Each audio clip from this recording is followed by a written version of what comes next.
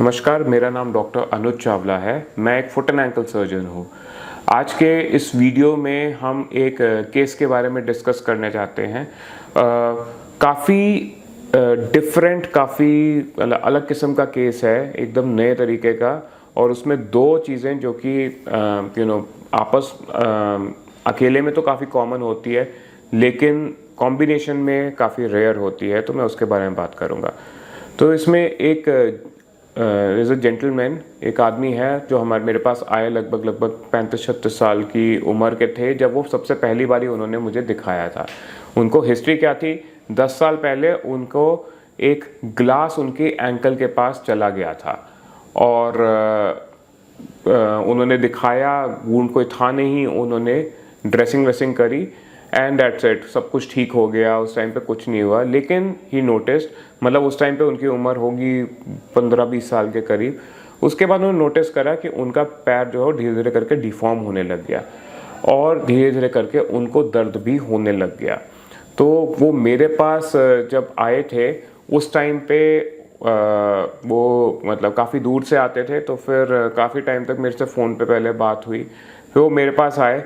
जब मैंने एग्जामिन करा तब मुझे ये समझ आया और एक्सरेस करके कि उनका एक तो उनको फ्लैट फुट हो रखा था। और फ्लैट फुट हुआ क्यों था? क्योंकि वो जो ग्लास पीस है उसने एक बहुत ही अहम लिगामेंट, जिसको हम स्प्रिंग लिगामेंट कहते हैं, वो उसके अंदर चला गया था और उसने उस स्प्रिंग लिगामेंट को डैमेज कर दिया था। उसके डैमेज करने की वजह से, उस लिगामेंट के टूटने की वजह से जो है वो जो एंकल है वो धीरे धीरे करके कोलैप्स होने लग गया और वो फ्लैट फुट होने लग गया। और शायद उसी फ्लैट फुट की वजह से उसके एंकल में काफ़ी ज़्यादा प्रॉब्लम आई, काफ़ी ज़्यादा चेंजेस आए और पेशेंट को एंकल में आर्थराइटिस हो गया। ये इन सेंस में रेयर है क्योंकि उसके एंकल में आर्थराइटिस था, लेकिन जो फ्लैट फुट है वहाँ पे जो है वो फ्लेक्सिबिलिटी मेंटेन्ड थी। So it was a flexible flat foot जिसमें स्प्रिंग लिगामेंट गया हुआ था। फाइनली जो मसल होती है टिबियालिस पोस्चर वो भी गई हुई थी, लेकिन एंकल में आर्थराइटिस था। तो उसको मैंने बताया कि इसको सर्जिकली कंस्ट्रक्ट करना पड़ेगा, लेकिन उस पेशेंट ने वो सर्जरी उस टाइम पे नहीं कराई, 2-3 साल तक वेट करा। फाइनली जब एकदम हद हो गई, एंकल बहुत ही ज़्यादा पेनफुल हो गया, बहुत ज़्यादा ख़राब हो गया, then we did operation for him. तो उस ऑपरेशन में हमने क्या करा? हमने एंकल आर्थ्रोस्कोपी से, यानी कि दूरबीन से, उस एंकल को फ्यूज़ करा, उसको जाम करके उसके अंदर स्क्रूज डाले। फिर उसके बाद खोल के अंदर के साइड से, मीडियल साइड से हमने उसका वो ग्लास का टुकड़ा निकाला और वो देखा कि वो ग्लास कहाँ है, वो स्प्रिंग लिगामेंट में था। फिर हमने उसके टेंडन ट्रांसफ़र करा, स्प्रिंग लिगामेंट रिकंस्ट्रक्शन करा और साथ ही साथ जो एडी की हड्डी होती है, जो हील बोन होती है, उसको काट के हमने उसकी अलाइनमेंट ठीक करी। और उसके साथ साथ बाकी सारे कुछ प्रोसीजर होते हैं, जैसे एक कॉटन ऑस्टियोटमी होती है फुट पे, वो करके हमने उसको जो है मैनेज करा।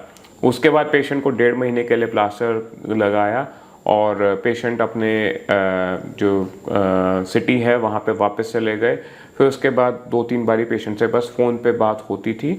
And then after 1 year the patient contacted me back saying कि मैं जस्ट 2 दिन पहले वैष्णो देवी की चढ़ाई करके आया हूँ, जो मैं पिछले 20 साल से कभी नहीं कर पाया।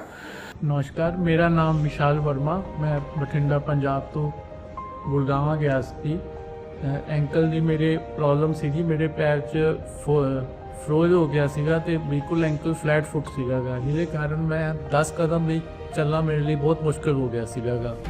ਫਿਰ ਮੈਂ ਡਾਕਟਰ ਅਨੁਜ ਜੀ ਨਾਲ ਕੰਸਲਟ ਕੀਤਾ ਤਾਂ ਉਹਨਾਂ ਨੇ ਮੈਨੂੰ ਸਰਜਰੀ ਦੀ ਐਡਵਾਈਸ ਦਿੱਤੀ ਤੇ ਮੈਂ ਉਹਨਾਂ ਤੋਂ ਸਰਜਰੀ ਕਰਵਾਈ। ਅੱਜ ਮੇਰੀ ਸਰਜਰੀ ਨੂੰ ਪੂਰਾ 1 ਸਾਲ ਹੋ ਗਿਆ ਹੈ और मैं आज वो काम भी कर सकता जोड़ा कि लास्ट मैं 15 साल तो इस पैर में सफर से नहीं कर सकता।